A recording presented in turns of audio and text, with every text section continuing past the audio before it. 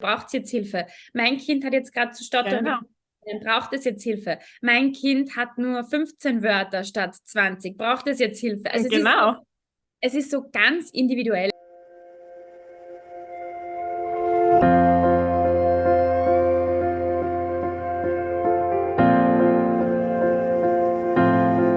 Hallo und herzlich willkommen bei Loslassen und gemeinsam wachsen, deinem Podcast rund um bewusste und bedingungslose Elternschaft. Mein Name ist Manuela Festel, ich bin Mama, Mutmacherin und vor allem Mentorin für achtsame Kommunikation und gewaltfreie Konfliktlösung mit Kindern. Und genau darum geht es auch hier in diesem Podcast. Ich zeige dir, wie du deinen Weg in eine bewusste, authentische und bedingungslose Elternschaft findest und Konflikte schließlich mit deinem Kind achtsam, respektvoll und gewaltfrei lösen kannst. Ganz ohne Schimpfen und Bestrafen. Bist du bereit? Na, dann lass uns loslegen. Hallo und herzlich willkommen. So schön, dass du heute wieder mit dabei bist, hier im Podcast Loslassen und gemeinsam wachsen. Ich habe heute ein wunderschönes Interview für dich parat mit Carina Kittelberger, die du sicherlich als @Sprecherei von Instagram kennst.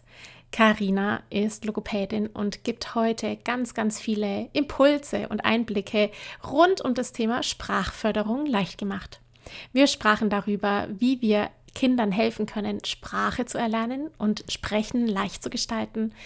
Wir sprachen über die Do's und Don'ts in der Kommunikation beim Spracherwerb, natürlich auch über Ängste, die Eltern haben und Fragen, die sie mitbringen, wie zum Beispiel, wann muss ich denn eigentlich zur Logopädie? Dazu haben wir uns natürlich auch die Meilensteine der Entwicklung von Kindern angeschaut. Wir sprachen über Sprachentwicklungsstörung und warum auch dieser Begriff das ein oder andere Hindernis mit sich bringt. Natürlich geht es auch darum, herauszufinden, wie du konkret dein Kind helfen kannst, damit du es besser verstehst und es besser verstanden wird. Ich wünsche dir ganz viel Freude bei dieser Episode mit Carina.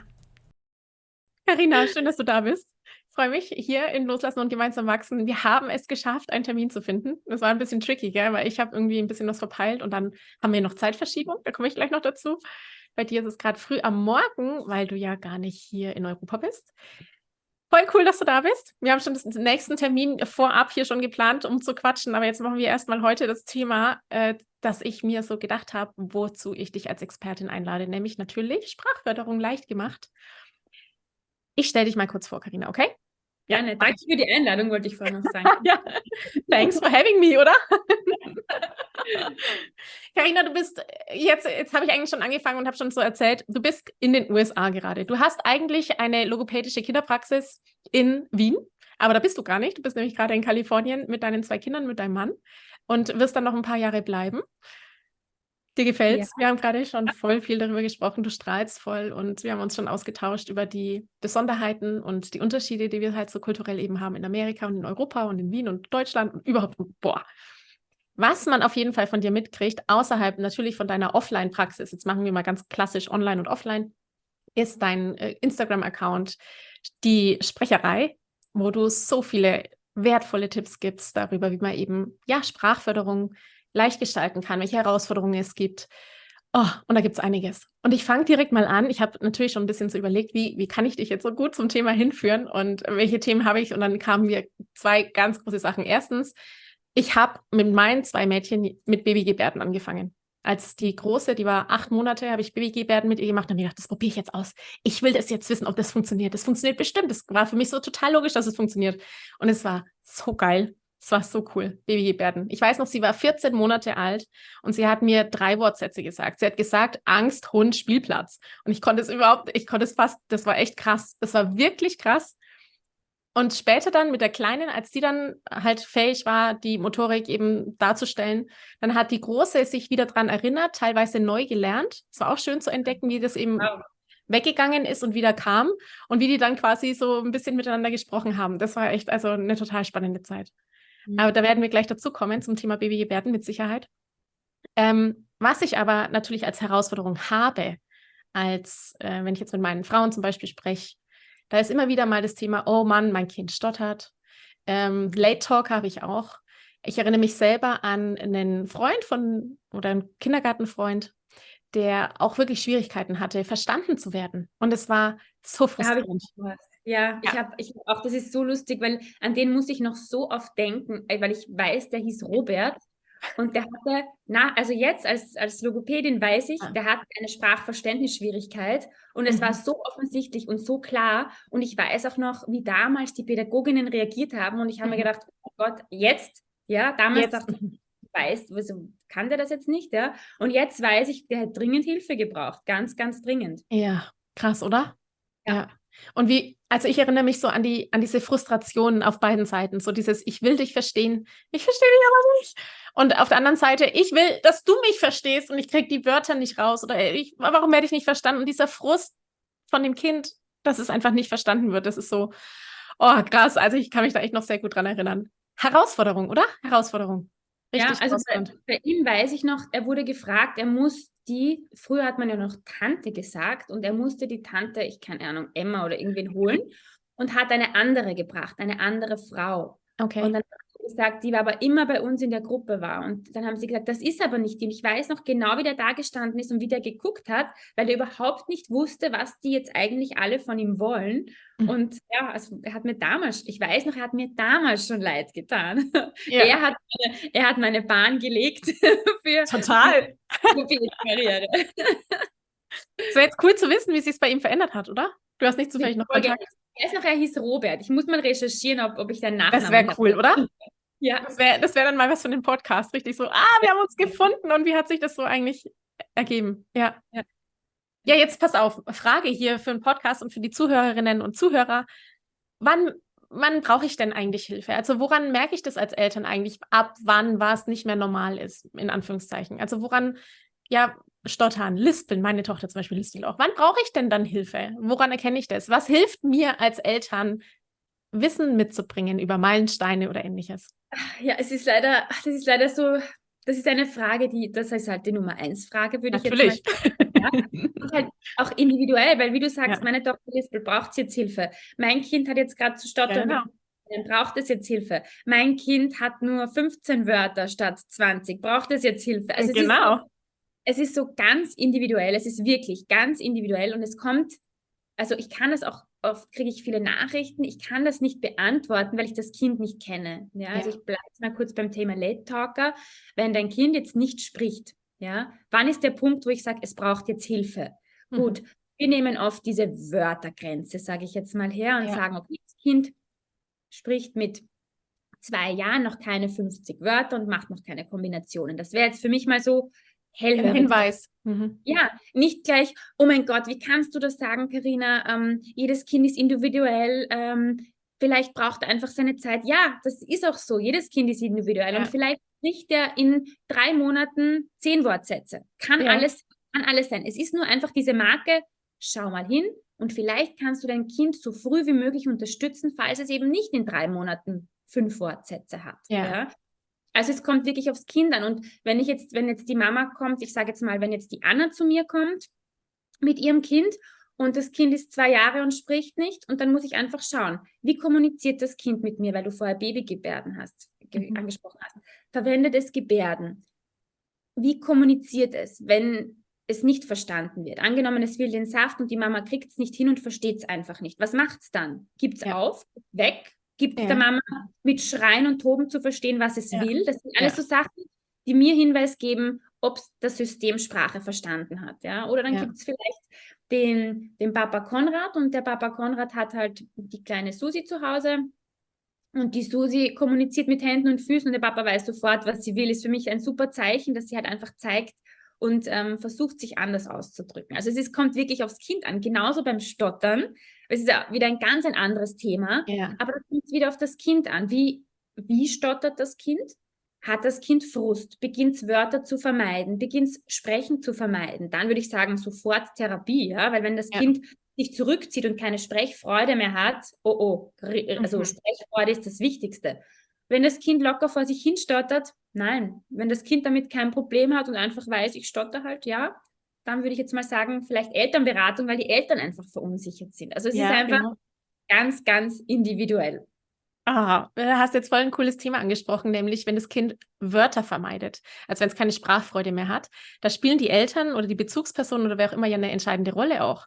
Also in der Art und Weise, wie wir mit dem Kind sprechen und dann sagen, nimm ein anderes Wort. Wenn du das nicht aussprechen kannst, dann sag einfach ein anderes Wort. Dann lernt das Kind ja genau, dass es nicht fähig ist, also Thema Selbstwert, ich kann es scheinbar nicht, ich bin nicht gut genug, da geht ja so eine ganze Palette an Themen dann plötzlich auf. Und okay, das Wort ist schwierig, zu schwierig für mich, auch wieder ganze Palette an Überzeugungen und Glaubenssätze, die sich in dem Moment ja auch bilden können. Ich vermeide das Wort, macht keinen Spaß, ist schwierig, ich habe viel Aufmerksamkeit auf mir drauf, die schauen mich alle an, sagen, ich bin nicht gut genug. Oh. Also Druck ohne Ende, ja. Ja, genau. Und das, also zum Beispiel, wir verwenden ja gerne das Corrective Feedback, dass du das Kind einfach, genau. Ja. das ist vielleicht ein schönes Beispiel. Meine Tochter, das ist halt, ich kann gerade so schöne Beispiele bringen, weil sie halt gerade, sie ist jetzt Mittendrin. 2 Jahre, 4 Monate und das ist halt, ich liebe dieses Alter, also um 2 Jahre, mein Favorite-Alter, weil es einfach so schön ist zu beobachten und so lustig auch zu beobachten, wie Sprache da passiert, ist einfach großartig. Und sie sagt immer, mein Papa, also ihr Opa, ist Obibi. Und sie sagt aber auch, Obibi ist auch Klopapier. Und dann am Anfang war ich mit ihr am Klo und ich dachte immer so, was meinst du jetzt? Bis ich verstanden habe, also es hat ein paar Mal gedauert, ich so, ja, das Klopapier. Und ich finde es so faszinierend, was sie für einen Biss hat. Also sie probiert es dann wirklich 3-mal, wenn ich sage, das Klopapier brauchst du, da ist das Klopapier. Und sie sagt dann immer, Go-Pipi, Go-Pipi. Und sie, ohne dass ich sage, sagt mal, sie versucht es einfach. Und du merkst, sie übt, ohne dass ich Druck mache, ohne dass ich sage, sag's nochmal richtig. Ich wollte gerade sagen, du machst es ja intuitiv schon das, was du deinen Leuten beibringst, dass du sagst, korrektives Feedback, nämlich nicht, wie heißt es genau? Nein, es heißt nicht Opipi, sondern es heißt Klopapier, ja, sondern wirklich, ach, du willst Klopapier haben in der Form des Wiederholen des Wortes, dass du es verstanden hast und so, als ob es ganz natürlich wäre und alles angekommen wäre. Das ist ja das korrektive Feedback für alle, die es nicht wissen. Das ist für dich ja so ganz, ganz natürlich, dass du das so machst. Und dann hat sie ja auch keine Angst vor dir. Sie hat keine Angst vor dir, korrigiert zu werden, keine Angst vor dir, blöd angeguckt zu werden oder, oh, jetzt hat sie schon wieder falsch gesagt, sondern sie darf bei dir einfach üben. Das ist ja was Besonderes und was Schönes. Oder ein großes Thema, weil du es gerade auch gesagt hast, ist mir in den Kopf geschossen, wenn man sagt, sag's richtig, du kriegst das Klopapier erst, wenn du es richtig sagst. Ja, oh Gott. Also, ich meine, stell dir mal vor, du lebst in einem anderen Land, lernst eine andere Sprache und bekommst Klopapier, nur wenn du Klopapier in dieser Sprache richtig sagst. Horrormäßig, oder? Wie geht es uns dabei, ja? Also wie würde es uns dabei gehen? Und ich vergleiche so gern mit einer anderen Sprache, ja? Ich denke oft so an Chinesisch oder so, weil das ja ganz anders ist, auch von der Betonung und von den Lauten. Und genau das denke ich würde das gar nicht hinkriegen. Und genau ich würde sagen immer, denk immer dran, du lernst jetzt Chinesisch und musst da jetzt ein Wort sagen. Wie lang musst du das Wort hören? Wie oft musst du es gebrauchen? Und wie oft brauchst du, um es dann wirklich korrekt, richtig auszusprechen? Ja, also. Ist schon eine ganz schöne Aufgabe, so eine Sprache zu lernen. Ja, Wahnsinn. Ja, Wahnsinn. Ich kann das eigentlich so aus dem FF. Ja, genau. Und die zweite Sprache geht auch noch, so wie bei euch. Wenn sie dann anders wohnen, dann lernen sie tatsächlich einfach die nächste Sprache genauso spielerisch. Genau, ja. Wahnsinn. Apropos, hier, spielerisch. Wie kann ich denn meinem Kind helfen, spielerisch leicht eine Sprache zu lernen? Leicht die Wörter, die vielleicht schwer auszusprechen sind, die Grammatik, die ich falsch sage. So, der Klassiker bei meiner Tochter war, wir sind gegeht, irgendwo hingegeht. Hast du gleich voll ein schönes Beispiel gebracht, weil es ist eigentlich super, wenn das die Kinder machen, weil du hast ja regulär, sagst du ja zum Beispiel, jetzt fällt mir natürlich kein Beispiel ein, dass du diese T-Endung hast bei Abgeschlossenheit. Ja. Jetzt fällt mir echt kein Beispiel ein, aber dass du diese T-Endung hast.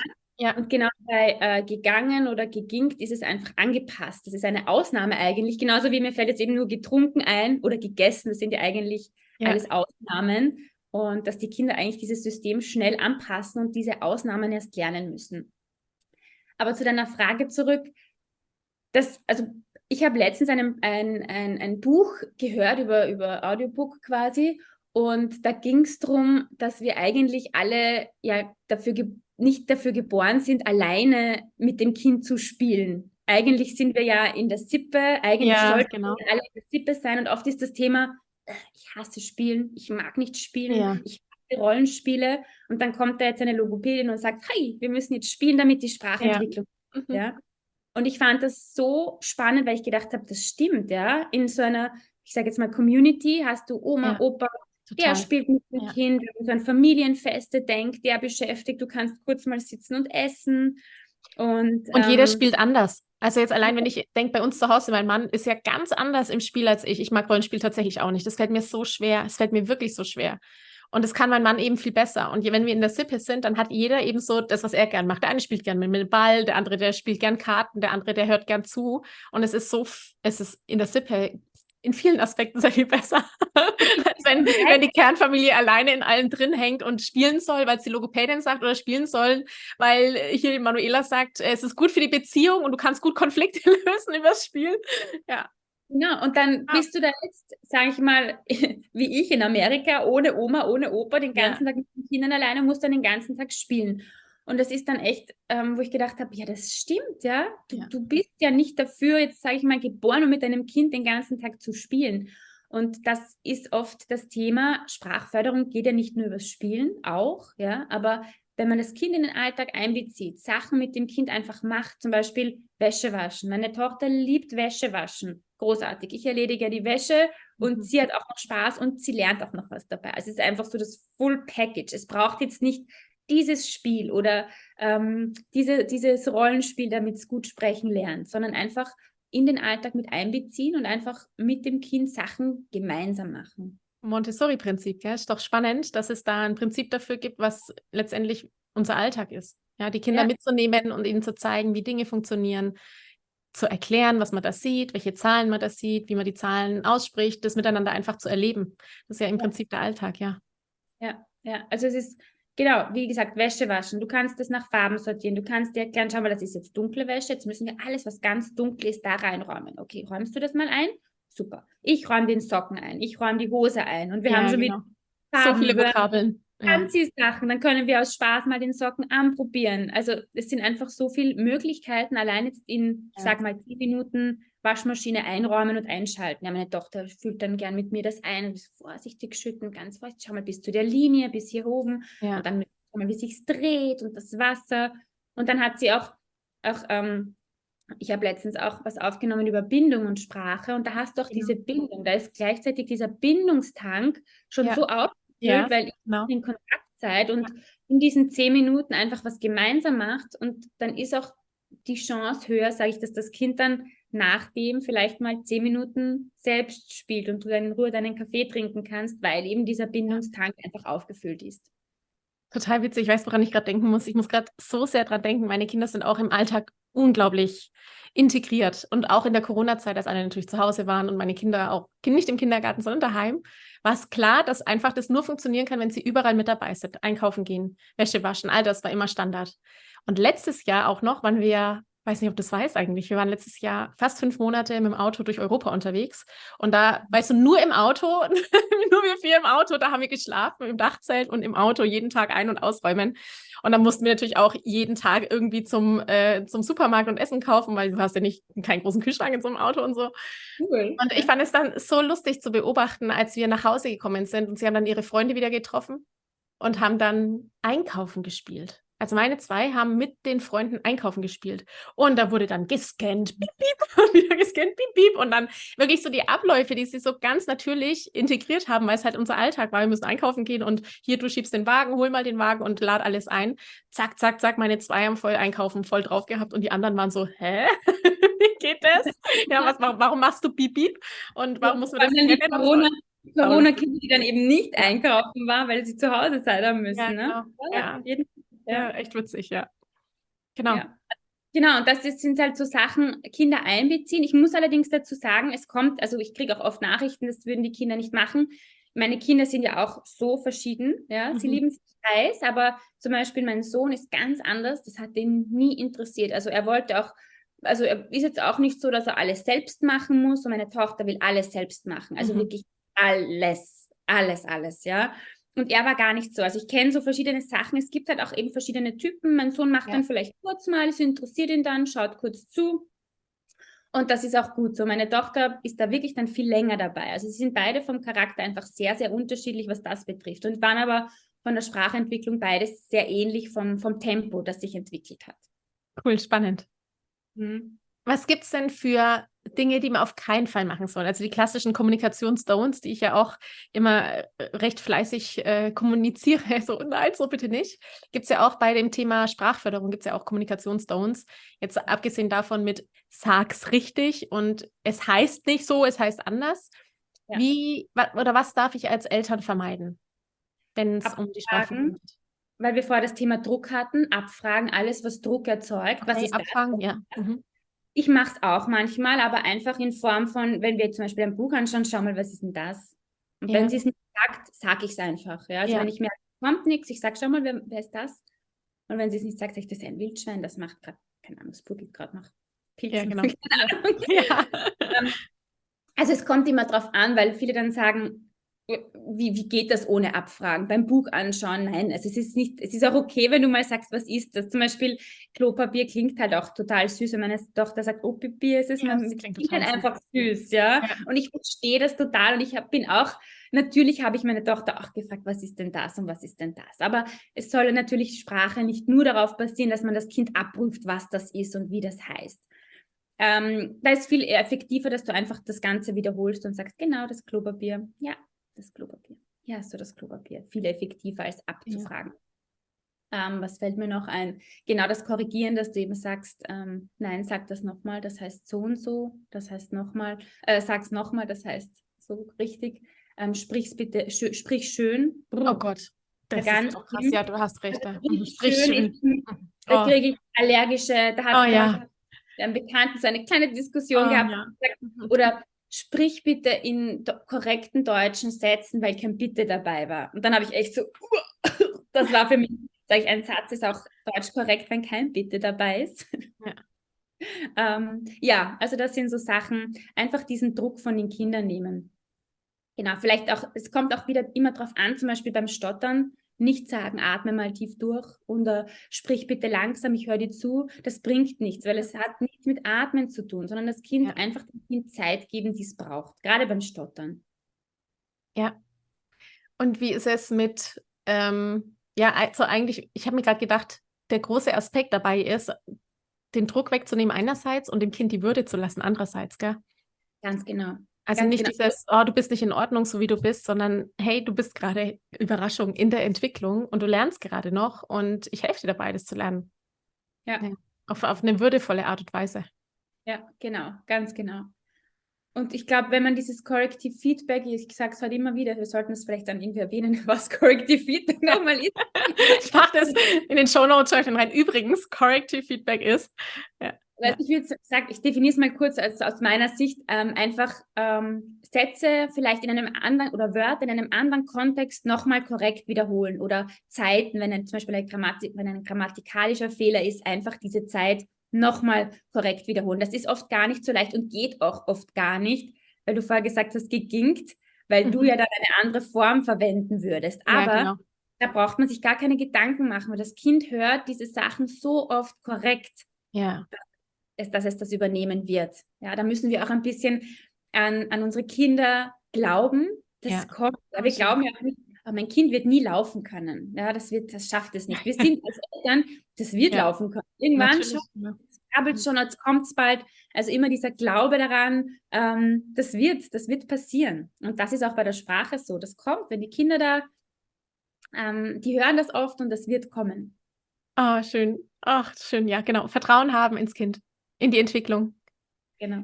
Oh, cool. Carina, letzte Frage noch, so für dich, weil es ja einfach auch Thema ist, Sprachentwicklungsstörung. Was ist denn eine SES? So, sprich, sonst habe ich auch schon eine.